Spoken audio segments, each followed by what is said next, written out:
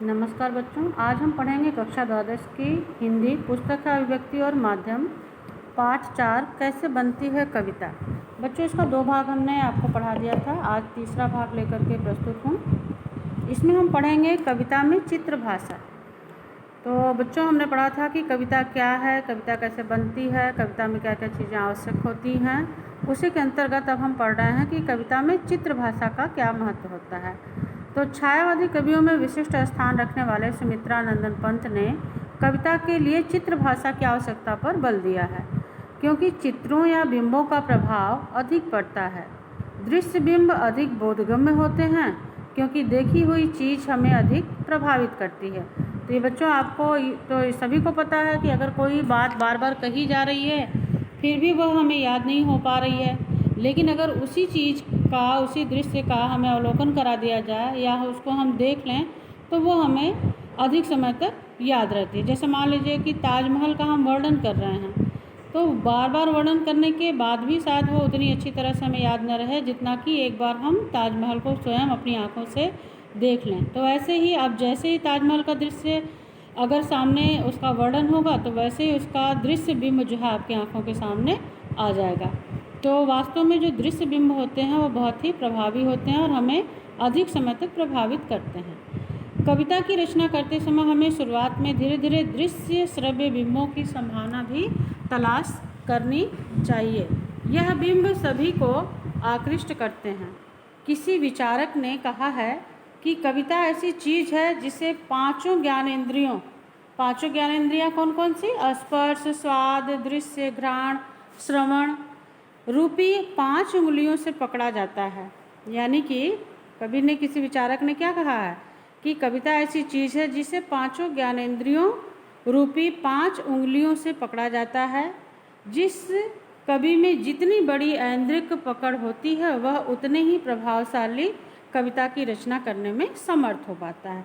तो जाहिर सी बात है बच्चों कि अगर हमें ये शक्तियाँ विद्यमान होंगी, ये जितनी अच्छी हमारी पकड़ होगी उतना ही हम अच्छी कविता की रचना कर पाएंगे। छंद कविता का अनिवार्य तत्व। तो बच्चों, छंद का कविता में बहुत ही अधिक महत्व है। छंद जो है वो कविता का अनिवार्य तत्व है, जिसका दूसरा नाम आंतरिक लय भी है। मुक्त छंद की कविता लिखने के लिए अर्थ के लय का निर्वाह जरूरी है। कवि को भाषा के संगीत की पहचान होनी चाहिए। नागार्जुन की कविता बादल को घिरते देखा है में मात्रा के अनुसार कोई छंद ना होकर भी संगीतात्मकता और लयात्मकता है।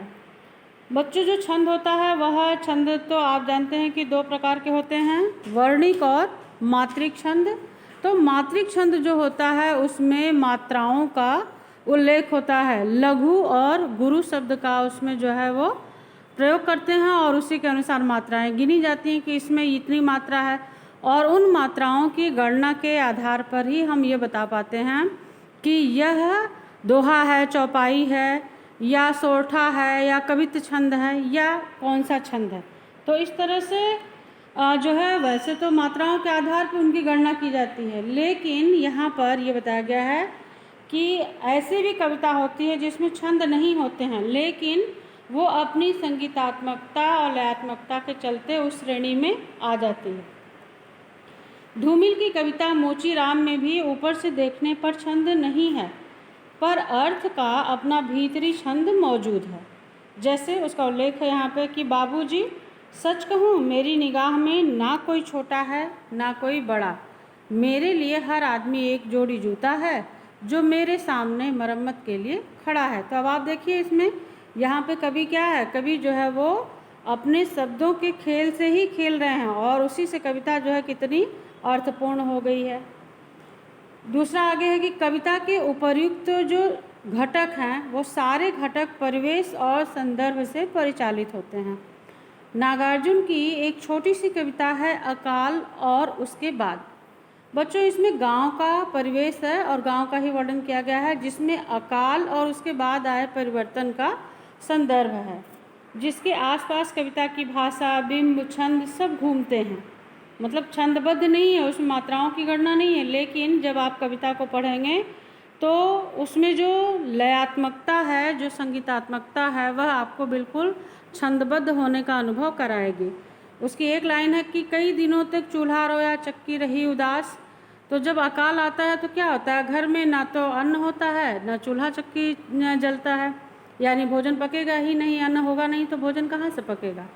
ऐसे उसकी दो लाइनें यहाँ हैं, दाने आए घर के अंदर कई दिनों के बाद, धुआं उठा आंगन के अंदर कई दिनों के बाद। तो इस तरह से बच्चों इसमें ये बताया कि जब अनाज आया घर में तो फिर क्या हुआ, चूल्हा जला। गांव में पहले तो चूल्हे पे ही भोजन बनता था, तो चूल्हा जलेगा तो जाहिर सी बात है कि धुआं उठेगा। धुआं उठना भी एक तरह से क्या है, शुभ है। क्यों? क्योंकि धुआं उठेगा, इसका मतलब कि खाना वहाँ पर पक रहा है। तो आप देखेंगे कि इसमें छंद नहीं है, लेकिन संगीतात्मकता और लयात्मकता जो है इसमें भरपूर है।